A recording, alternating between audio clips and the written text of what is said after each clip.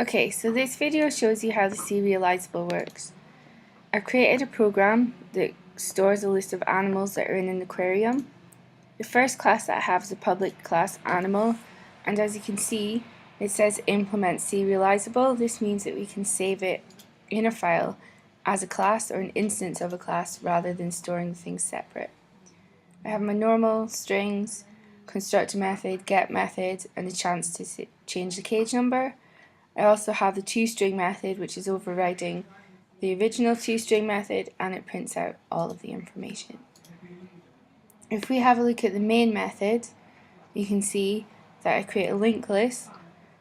I have a scanner and I have a file, and the name of the file is hard-coded into the program. The first thing I do when I start the program is I check if the file exists. If the file exists, then I open it using the object input stream, and it's read into the linked list animal.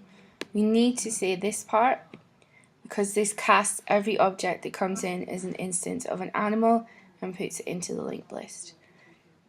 If the file doesn't exist, then there's a default animal added. Then I've got the standard, what would you like to do, add an animal to a linked list, remove an animal from a linked list, and search for an animal in the linked list.